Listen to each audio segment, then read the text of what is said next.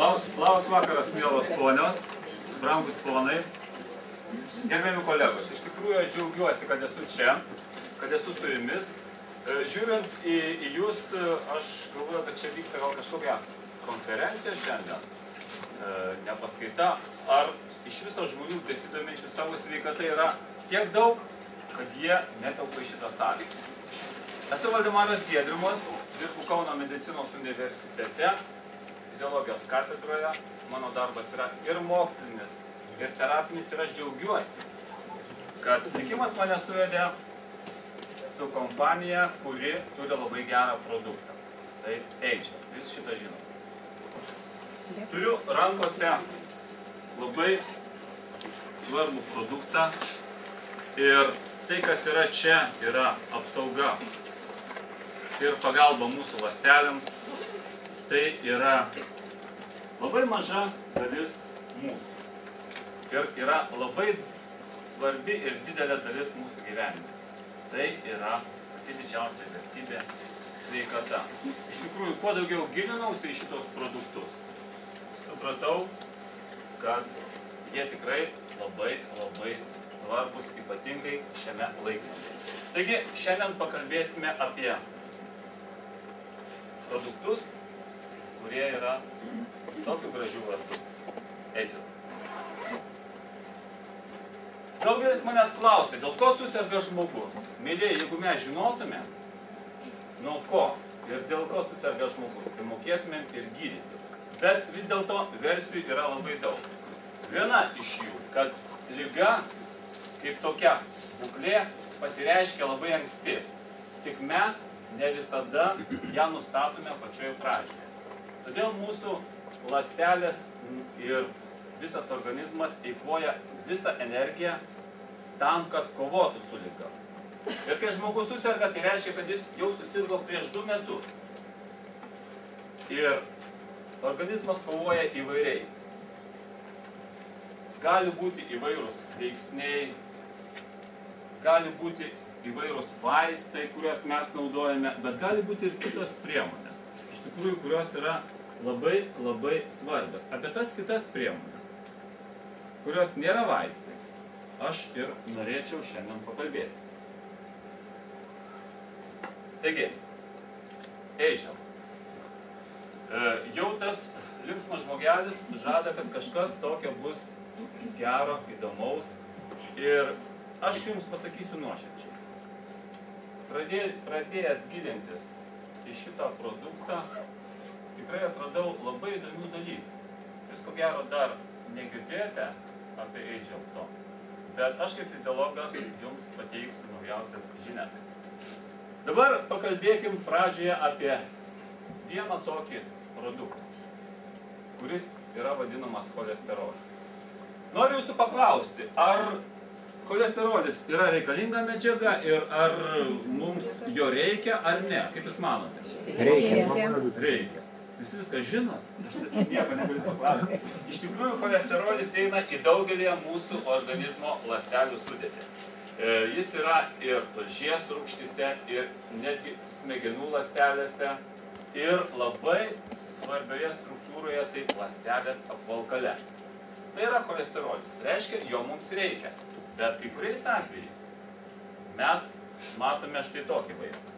Kai kraujagyslių sienelė nei iš šio, nei iš to pasidengia cholesterolio plokštele, jinai vis didėja, mažina kraujagyslių spindį ir dažniausiai būna taip, kad ten, kur yra cholesterolinė plokštelė, ta vieta įtrūksta ir organizmas gindamasi suformuoja trombą. Štai kaip čia. Jeigu trombas yra stambioje kraujagyslėje, ta kraujagyslė užsikemša, kraujas neprateka arba teka labai silpnai ir mes turim eilę įvairiausių ligų. Na, viena iš jų yra jums tikrai žinoma ir girdėta miokardo infarktas. Kaip jisai vystosi? Štai, viena iš širdį maitinančių vainikinių arterijų kaip tik tai buvo trombuota. Štai trombas, kuris susidarė trūkus sklerotiniai plokšteliai dėl cholesterolio sankaupų, dėl kitų faktorių. Ir kraujas žemiau trombo susidarimo vietos nepatenka. Bet širdis visą laiką susitraukinėja. jai reikia deguonies ir maisto medžiagų, kurios ateina su krauju, tačiau nepraeina kraujas.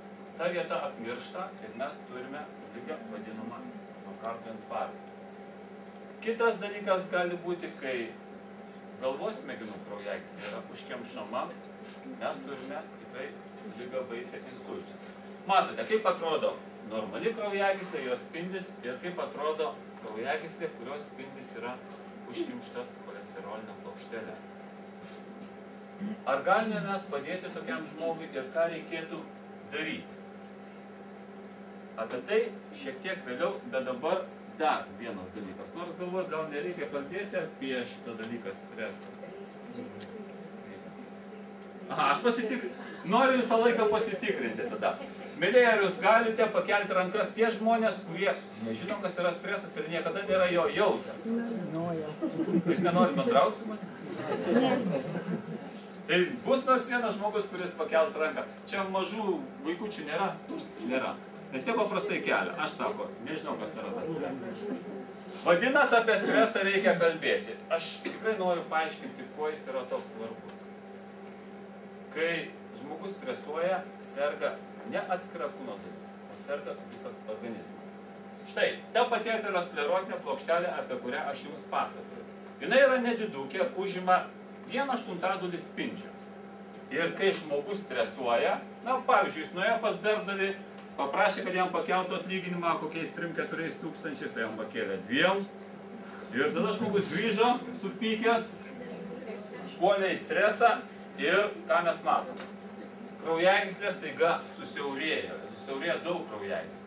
Ir ta plokštelė, kuri dengia mažą tarpelį, 1/8 spindžio, dabar užima beveik pusę spindžio. Kodėl aš kalbu apie kraujotaką? Mėlėjai, jeigu kraujas kraujagyslėmis teka blogai, sutrinka visų kitų organų veikla. Tada žmogui atsiranda galvos skausmas, nemiga, pykinimas ir visos kitos ligos. Kraujotaka yra labai svarbu. Ir mūsų užduotis yra gerinti kraujotaką tam, kad jinai būtų gera. Taigi, po tokios pauzės, po ligos, mes pakalbėsime apie HL produktus. Ir štai matote vieną iš mūsų organų. Jisai yra svarbus ne dėl to, kad varinėja kraują, aišku, daug svarbus, bet kaip aš sakau, pusiau juokais, pusiau rimtai, čia gyvena siela. Ir širdis yra iš tikrųjų labai svarbi, bet vienas produktas, apie kurį aš noriu tikrai plačiau pakalbėti, tai yra HL. Esate tikrai matę, susipažinę, rankose laikę ir ko gero esate ragavę. Pakelkite rankas, kas ragavo. O, čia jūs visi praktiškai ragavote. Kuo tas produktas svarbus? Jo sudėtis. Tai yra medžiagos, kurios reikalingos mūsų širdžiai ir mūsų kraujagyslių sistemai. Tai yra taurinas, kofermentas U, folio rūgštis, selenas ir L-karnitinas. Ką šitos medžiagos daro ir kuo jos tokios ypatingos? Pradėkime nuo taurino. Šita medžiaga labai svarbi baltymų sintezėje. Ir aš išvardinsiu daug ligų, kurias galime gydyti arba sumažinti šitų ligų poveikį organizmui, kai mes gauname taurino. Pati pirmoji liga yra aterosklerozė. Tai yra, ko gero, šių dienų maras ir daugelis žmonių serga šitą ligą. Toliau yra aukštas kraujospūdis. Daugelis žmonių kenčia nuo aukšto kraujospūdžio ir jie ima geria kažkokius vaistus. Mėlėjai, neskubėkite to daryti. Labai prašau, kai paimsite vaisto piliulę į rankas, aš tikrai paprašysiu, gerai pagalvoti. Ar reikia tą daryti dabar, čia ir dabar? Nesu prieš vaistus, bet pacituosiu vieną reklamą. Aš tikrai labai esu piktas ant reklamos, kuri nėra į temą. Šita reklama skamba taip. Per televiziją jūs matėte ne kartą. Mūsų šeima mėgsta daug ir skaniai pavalgyti, ir rodo ten kulšelė, šokoladas, vynas ir visa kita. Viską suvalgo. O paskui moralas. išgerkime vaistų ir būsime sveiki. Etikos sumetimais nenoriu sakyti, koks tai yra vaistas. Bet man kažkas yra pasakę, kritikuoti yra lengva. Bet aš iš karto siūlau, mėlėjai, ar ne geriau, kad šitą reklamą skambėtų taip? Valgykime saikingai, naudokime sveikus produktus. Ir tada nereikės vaistų ir mes būsime žymiai sveikesni. Va, mano yra požiūris į sveikatą toks ir aš tik tai parodau ligas, kuriom padeda labai svarbi medžiaga, kuri yra šioje pakuotėje. Tai yra taurinas. Kitas labai svarbus dalykas yra kofermentas U10. Aš iš viso žaviuosi šito priedu, dėl to, kad, pirmiausiai, kad tai stabdo organizmo senėjimą. Oda atsigauna, visos mūsų organizmo ląstelės. Ir parodykit man nors vieną žmogų, kuris nenori būti jaunesnis, gražesnis. Sako, vyram tai nesvarbu, vyram dar labiau svarbu, negu jums, mielos moterys. Tai va, dėl to aš naudoju štai šitą gražų pakelį, kuriame yra daug labai sveikatos.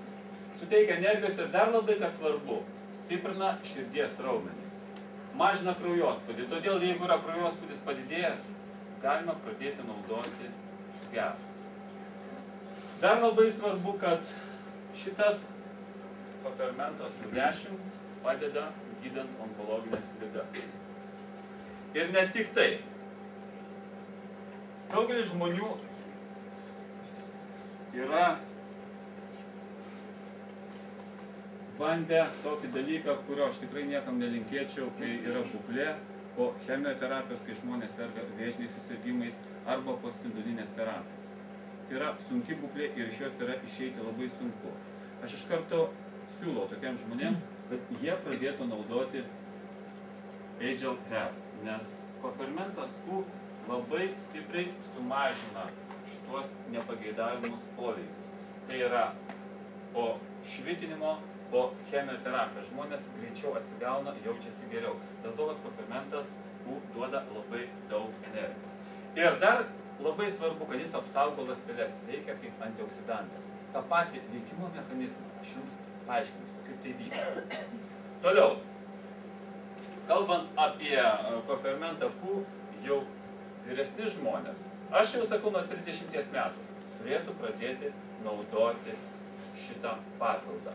Kodėl? Dėl to, kad organizmas nuo 30 metų nustoja jį gaminti arba gamina žymiai mažiau. O trūkstant, aišku, mes senstame dar greičiau. Kita vertus, tie žmonės, kurie sportuoja, širdis apkraunama žymiai daugiau. Širdžiai reikia energijos. Todėl kartais būna taip. Žmogus turi valios daug, bėga, sportuoja, jisai jaunas yra, pervertina savo jėgas. Raumenis laiko, kūno raumenis, bet širdies raumuo negali pakelti to krūvio ir tada ateina, kai jau yra per vėlu. Tai žmogus jau suserga rimta širdies liga. Aišku, galima naudoti kofermentą Q esant įvairiems sutrikimams, netgi labai siūlau, yra cukrinis diabetas, nes tada sunkiai skyla riebalai ir jie pasišalina iš organizmo. Aišku, į tą lygų sąrašą įeina ir onkologinės ligos, išsėtinė sklerozė, Alzheimerio liga ir netgi tokios būklės kaip dantų kraujavimas. Toliau yra vėlgi labai svarbi medžiaga folio rūgštis. Tačiau daugeliu atveju mes jos negauname tiek, kiek reikia. O kodėl? Dėl to, kad apdorojant šilumą arba verdant kai kurios maisto produktus, jinai paprasčiausiai suyra. Jos nėra. Ir galvodami, kad jos ten yra ta maisto produktai, mes valgome tuščią produktą, be folio rūgšties. Beje, šviesoje palikus folio rūgštį, kad tai ir nebūtų labai karšta, jinai taip pat suyra. Todėl, jeigu jūs pasižiūrėsite į šitas pakuotės, saulės spinduliai nepraeina. Tai yra didžiulis pliusas.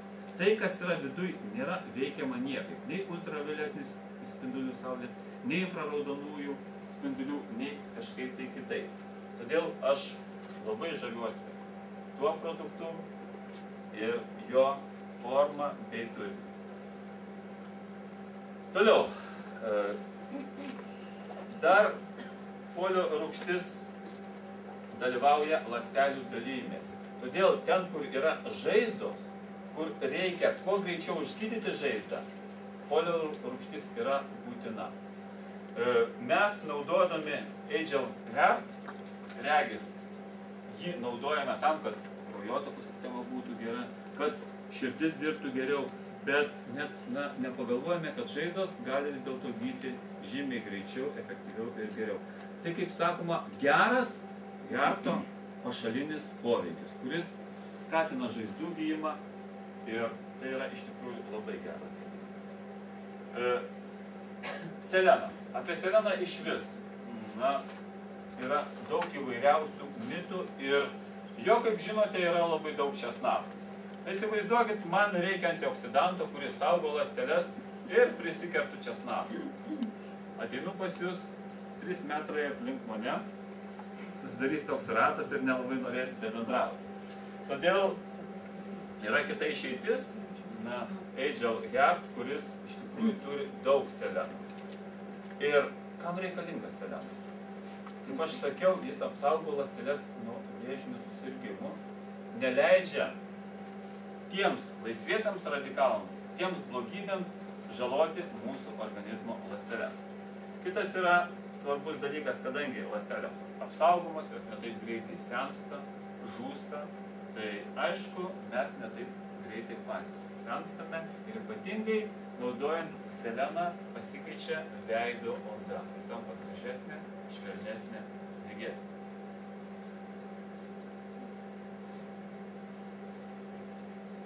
L-karnitinas. Girdėjau, kad kai aš čia sėdėjau, kažkas kalbėjo apie tai, kaip numesti svorį. Apie tai mes, aišku, pakalbėsime, bet L-karnitinas čia iš tikrųjų vaidina labai didelį vaidmenį. Kodėl? Dėl to, kad jis padeda deginti riebalus. Būna taip, kad žmogus sportuoja, nori numesti svorį, bet gauna labai mažą efektą.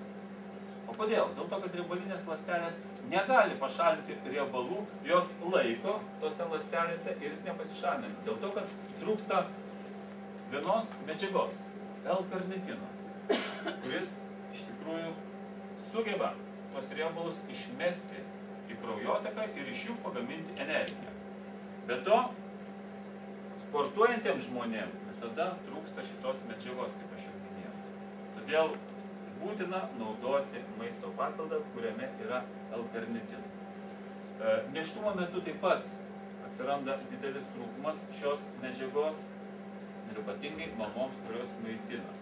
Visada būna taip. Mamos pačios labai retai pasirūpina savimi, nes joms svarbiausia tai, ką jos turi, vaikutis.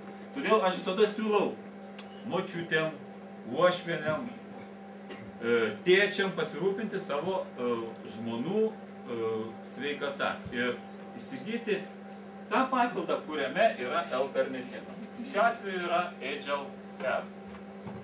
Nepamiršti jo naudoti kasdien.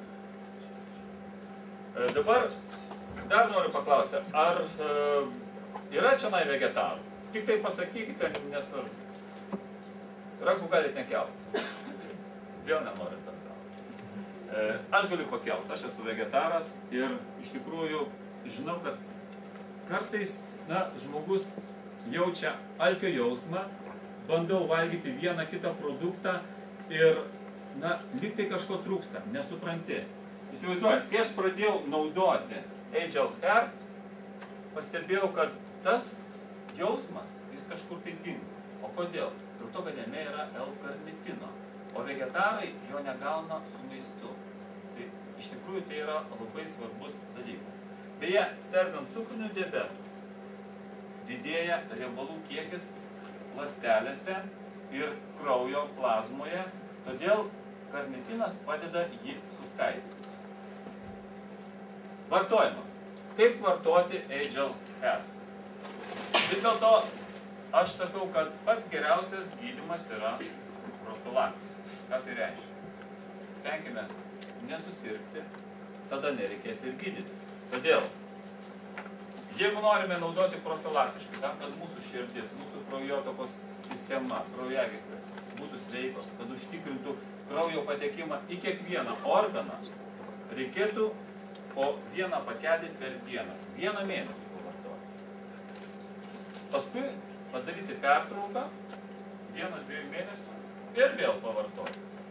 Bet jeigu žmogus serga širdies ligomis, tai yra aterosklerozė, vožtuvų patologija, širdies veiklos nepakankamumas, ypatingai šitos ligos atveju, kai širdies raumuo negali įstumti kraujo tiek, kiek jo reikia aprūpinti visą organizmą, nes raumuo yra nuvargęs, būtina naudoti 2, 3, netgi 4 pakelius HL Heart. Būtina. Ir nereikėtų jį imti, plėšti ir iš karto 4. Siūlyčiau paskirstyti šitą dozę lygiom dalim ir paskutinį suvartoti maždaug apie 6 valandą. Tokiu intervalu. Ramiai atsisėdus, kad iš tikrųjų pagerėtų širdies funkcija. Ir yra pastebėta, kad širdies nepakankamumo atveju, kaip aš sakiau, širdis negali įstumti kraują, tai labai palengvina širdies darbą. Dabar aš šiek tiek pasikeiksiu nežinomais terminais, kai kas gal žinoma, laisvieji radikalai, oksidacinis stresas, antioksidantai, kažkur tai yra girdėta, bet iš tikrųjų norisi žinoti, kas tai yra ir ar mums yra svarbu to išvengti.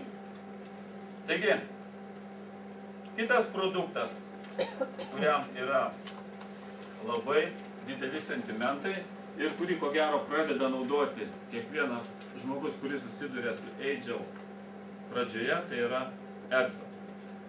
Kodėl egzo ir kodėl mes turėtume jį naudoti? Vėlgi aš noriu atsakyti tuos klausimus, kuriuos pats uždaviau savo ir uždaviau jums. Kas yra tie laisvieji radikalai ir kaip jie susidaro mūsų organizme ir kodėl mes turėtume naudoti HL egzo. Taigi, turime